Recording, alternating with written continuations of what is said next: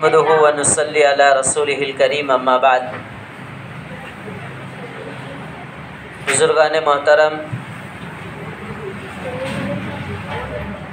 الحمدللہ اللہ کا بڑا احسان اور بڑا شکر ہے کہ ہمارے سوپارہ گاؤں سے اور پورے نالا سوپارہ سے بہت سارے حضرات ایک مبارک سفر یعنی عمرہ کے لیے تشریف لے جا رہے ہیں۔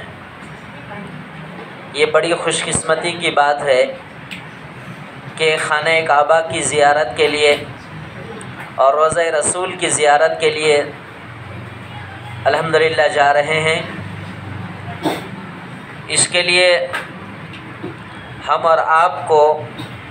اللہ کا بڑا شکر ادا کرنا چاہیے، چونکہ ہم عبادت کے لیے جا رہے ہیں،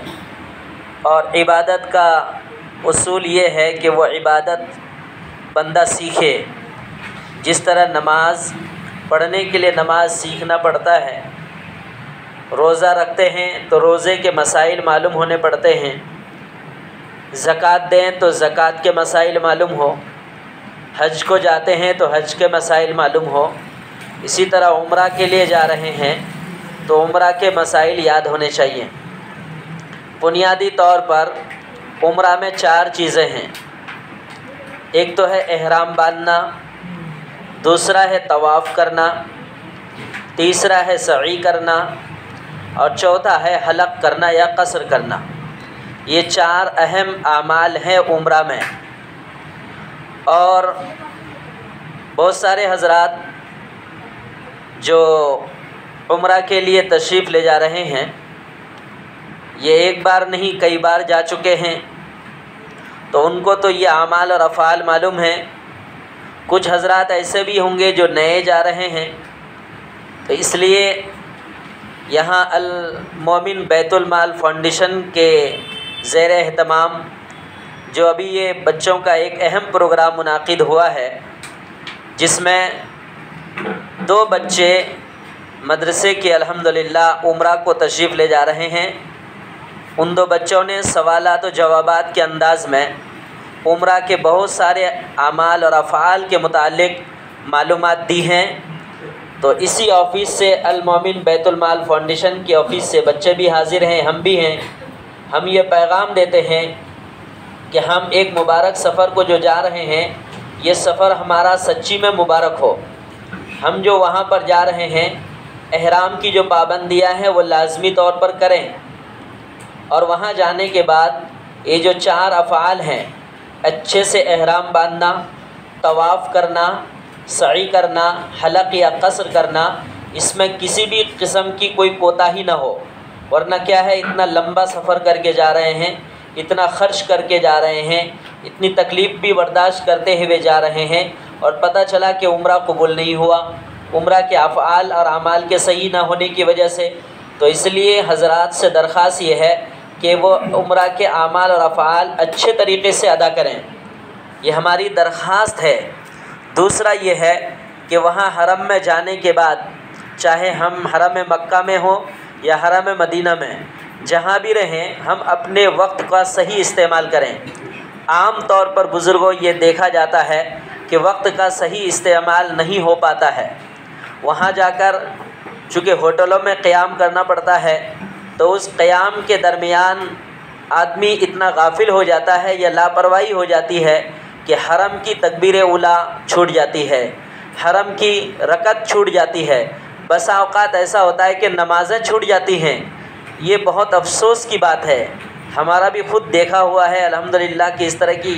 لاپرواہیاں ہوتے ہوئے ہم نے دیکھا ہے۔ چونکہ وہاں پر جانا ہوا تو بہت سارے حضرات ایسے ہوتے ہیں کہ جی ابھی تکبیر شروع ہونے والی ہے تو اپنے روم سے نکلتے ہیں، تو پتہ چلا کہ ان کو مسجد حرام کے دروازے سے اندر داخل ہونے کو ہی نہیں ملا، باہر صحن میں نماز پڑھتے ہیں۔ بہت سارے حضرات سڑکوں میں نماز پڑھنے لگ جاتے ہیں، جو سڑک کا سائڈ کا حصہ جہاں اگر 2-5 لوگ نماز کی نیت باندھے ہیں تو وہاں کھڑے ہو جاتے ہیں نماز کے لیے۔ اتنا مبارک سفر ہے، اتنا اہتمام سے ہم گئے ہیں، اگر حرم کے اندر نماز نہ پڑھیں تو یہ کتنی محرومی کی بات ہے۔ ایک خاص بات یہ ہے کہ میں تو درخواست یہ کرتا ہوں تمام جانے والوں سے کہ جی آپ مطاف میں نماز پڑھیے، مطاف میں نماز پڑھیے، خانہ کعبہ کو دیکھ کر نماز پڑھیے۔ اس سے بڑی فضیلت اور کیا ہو سکتی ہے کہ ہم اللہ کے گھر میں گئے ہیں، اللہ کے گھر کو دیکھ کر نماز نہ پڑھیں؟ رخ کے طرف تو زندگی بھر ہم یہاں نماز پڑھتے ہیں اپنے مقام پر، وہاں ہم جائیں تو مطاف میں نماز پڑھیں۔ اور اگر وہاں نماز پڑھنے کی سہولت اگر نہ ملے کہ چلے بھائی جو لوگ طواف کر رہے ہیں انہی کے لیے گنجائش ہے، تو کم از کم مسجد حرام کے اندر انٹری کر کے وہاں اے سی میں بیٹھ کر، قالین میں بیٹھ کر اطمینان سے نماز ادا کریں۔ ایک خاص پیغام یہ دیتا ہوں میں، چونکہ بہت سارے حضرات جانتے ہی ہیں اس معاملے میں، وہاں جاتے آتے رہتے ہیں، لیکن دیکھنے میں آتا ہے کہ لاپرواہی کافی ہوتی ہے۔ ہم یہ کہتے ہیں کہ جو بھی نماز کا وقت ہے اس نماز کے وقت سے 1 گھنٹہ پہلے آپ حرم میں پہنچنے کی کوشش کریں۔ اگر آپ 1 گھنٹہ پہلے نکلیں گے تبھی تو آپ کو مسجد حرام کے اندر انٹری ملے گی، اندر داخل ہونے کو ملے گا۔ 1 گھنٹہ پہلے پہنچیں گے تبھی تو سنتوں کا اہتمام ہو پائے گا، تسبیحات کا اہتمام ہو پائے گا، تلاوت کا اہتمام ہو پائے گا۔ اور اگر نہیں جاتے ہیں، نماز کے قریب میں جاتے ہیں تو باہر کھلے فضا میں نماز پڑھنی پڑتی ہے، وہاں کبھی ہوا ہے، کبھی سردی ہے، کبھی گرمی ہے، کبھی دھوپ ہے، آدمی اطمینان سے عبادت نہیں کر پاتا ہے۔ اس لیے درخواست یہ ہے کہ کوئی بھی نماز ہو، اس نماز سے 1-1.5 گھنٹہ پہلے ہم وہاں پر پہنچ جائیں تو اطمینان سے عبادت ہو جاتی ہے۔ ایک خاص بات اور یہ ہے کہ وہاں پر بہت سارے حضرات کو یہ دیکھا جاتا ہے کہ جی اگر پتہ چلا کہ جی ظہر کی نماز تو اب نکل گئی، چلو ہم ہوٹل میں اپنے روم میں ہی پڑھ لیتے ہیں۔ یہ بہت محرومی کی بات ہے۔ ہم حرم میں گئے ہیں اور ہوٹل کے روم میں نماز پڑھ رہے ہیں، ہم مدینہ گئے ہیں اور روم میں نماز پڑھ رہے ہیں، یہ بہت ہی محرومی کی بات ہے۔ ایسا بالکل نہیں ہونا چاہیے، یہ ایسا بالکل نہیں ہونا چاہیے۔ ہم کوشش کریں کہ زیادہ سے زیادہ وقت حرم میں گزاریں، حرم میں زیادہ سیر و تفریح میں وقت نہ گزاریں۔ ادھر ادھر کے لائٹ قمقمے دیکھنے اور راستوں کی بھیڑ بھاڑ اور بازار اور مارکیٹ اور شاپنگ میں وقت گزارنے کے بجائے ہم حرم میں زیادہ سے زیادہ وقت گزاریں، چاہے وہ حرم مکہ میں ہو یا حرم مدینہ میں ہو۔ مدینہ میں بھی ایسے ہی، بلکہ یہ تو ہونا چاہیے کہ اگر ہم زیارت کے لیے جا رہے ہیں روضہ اقدس کی تو اس کا بھی ٹارگیٹ بنا کر رکھیں کہ ہمارا نمبر کب لگ سکتا ہے، اس کی بھی یہاں۔ اور اس کے علاوہ ایک خاص اور اہم بات ہم یہ کہنا چاہتے ہیں کہ نبی پاک علیہ السلام نے ایک حدیث میں ارشاد فرمایا کہ کوئی اگر فجر کی نماز مسجد نبوی میں پڑھ لی اور اشراق جا کر مسجد قباء میں پڑھ لی تو اس کو عمرہ کا ثواب ملے گا۔ یہ بات دھیان میں رہے، مسجد نبوی میں فجر کی نماز ادا کر کے وہاں سے اگر فوراً نکلتے ہیں تو آسانی سے مسجد قباء میں جا کر کے اشراق کی نماز الحمدللہ مل جاتی ہے۔ یہ بات خاص طور پر دھیان میں رکھے۔ الحمدللہ ہم گئے تھے، ہمارا یہ معمول تھا، پورے 6 دن وہاں پر مسجد نبوی میں فجر کی نماز ادا ہوتی تھی اور مسجد قباء میں جا کر کے اشراق ہوتا تھا الحمدللہ۔ تو اور بہت ہی آسان ہے، جو ہی مسجد نبوی سے باہر سڑک میں نکلیں گے، مدینے کے جو بازار ہیں، سوق مدینہ کی طرف، وہاں 3 ریال 2 ریال کر کے ٹیکسی والے آواز دیتے ہیں، فوراً آپ وہاں پر اپنے شیئرنگ میں ٹیکسی لے کر آسانی سے مسجد قباء پہنچ سکتے ہیں اور وہاں پہنچ کر اشراق کی نماز ادا کر کے پھر اطمینان سے آ سکتے ہیں۔ اس کے علاوہ اور جو مقدس مقامات کی زیارات کرائے جاتے ہیں اس کو سیر و تفریح کی نیت سے نہ جائیں۔ اب احد کے مقام پہ لے جایا گیا تو ہم احد کے منظر کو دھیان میں رکھیں، بدر کے مقام پہ لے جایا گیا تو بدر کے مقام کو دھیان پر رکھیں، اچھی طرح رکھیں۔ ہم یہاں ساری تفصیلات نہیں بتا سکتے، ہم سے اشارہ کر رہے ہیں۔ آپ اگر جبل رحمت کی طرف جا رہے ہیں تو وہاں کے منظر کو دھیان میں رکھیں، عرفات کی طرف بھی لے جاتے ہیں زیارات کے لیے تو اس کو دھیان میں رکھیں، غار ثور کی طرف لے جاتے ہیں اور خاص طور پر غار حرا، جہاں پر غار حرا پر کے قریب لے جاتے ہیں جہاں نبی صلی اللہ علیہ وسلم پر وحی نازل ہوئی تھی، وہاں جا کر اس منظر کو دیکھیں کہ اس وقت جب سیڑھی نہیں تھی، یہاں پر کوئی چڑھنے کے لیے معقول انتظام نہیں تھا تو نبی صلی اللہ علیہ وسلم کیسے یہاں پر آئے ہوئے تھے۔ یہ ساری چیزوں کو دھیان میں رکھنا ہے بزرگوں، اس لیے ہم عمرہ کو جا رہے ہیں، ہم سب کو اپنی دعاؤں میں یاد رکھیں۔ آپ اپنے لیے خوب دعا مانگیے، حرم میں، حرم مکہ، حرم مدینہ میں،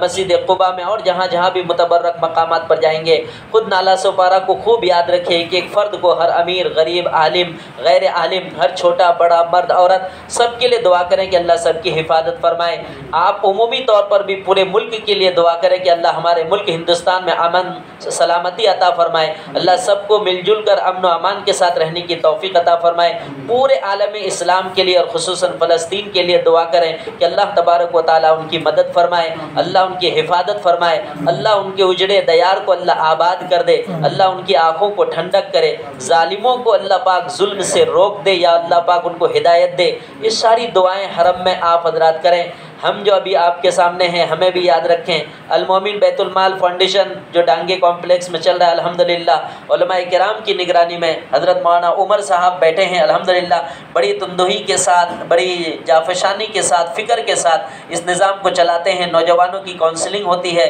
الحمدللہ مستورات کا پروگرام آئے دن ہوتے رہتے ہیں، گھر پر بھی، مسجد ابراہیم میں بھی، اور یہاں آفس میں میرا الحمدللہ کئی مرتبہ بیان ہوا۔ گاؤں کے الحمدللہ سنجیدہ لوگ آتے ہیں، دیندار لوگ آتے ہیں، اور یہاں پر الحمدللہ نوجوانوں کو، بچوں کو جوڑ کر ان کی ذہن سازی کرتے ہیں۔ تو اس کو بھی دھیان میں رکھیں، دعاؤں میں یاد رکھیں کہ اللہ تعالیٰ اس ادارے کو بھی قبول فرمائے۔ جو بھی ٹوٹی پھوٹی محنت ہو رہی ہے اللہ اسے قبول فرمائے، جو بھی کمی بیشی ہے، جو بھی کچھ بے اصولیاں اگر ہو رہی ہوں تو اللہ اس کو معاف کرے اور اللہ صحیح رہبری عطا فرمائے۔ ہم سب آپ کے لیے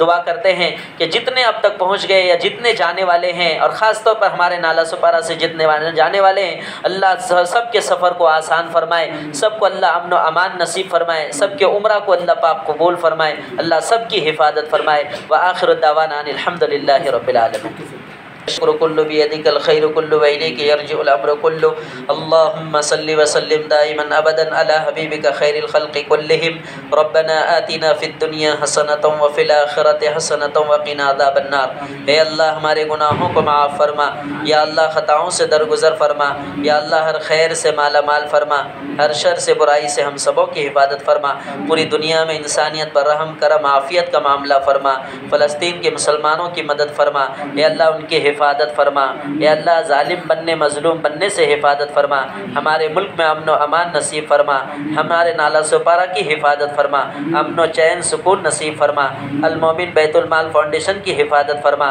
اس کی ٹوٹی پھوٹی محنت کو قبول فرما، کمی بیشی کو معاف فرما۔ اے اللہ آئے دن یہاں پر پروگرام ہوتے رہتے ہیں، بچوں کو نوجوانوں کو جوڑ کر مستورات کے بھی پروگرام ہوتے رہتے ہیں، اللہ سب کو قبول فرما، اے اللہ سب کو قبول فرما، اے اللہ جتنے لوگ عمرہ کو جا رہے ہیں سب کے عمرہ کو قبول فرما، ہمارے سپارہ نالا سپارہ سے جتنے لوگ جا رہے ہیں اے اللہ سب کے سفر کو آسان فرما، سب کے عمرہ کو قبول فرما، عافیت کے ساتھ سفر جانے آنے کو مکمل فرما۔ اے اللہ ہماری دعا کو محض اپنے فضل سے کرم سے قبول فرما۔ وصلی اللہ تعالی علی خیر خلقہ محمد و آلہ و صحبہ اجمعین برحمتک یا ارحم الراحمین۔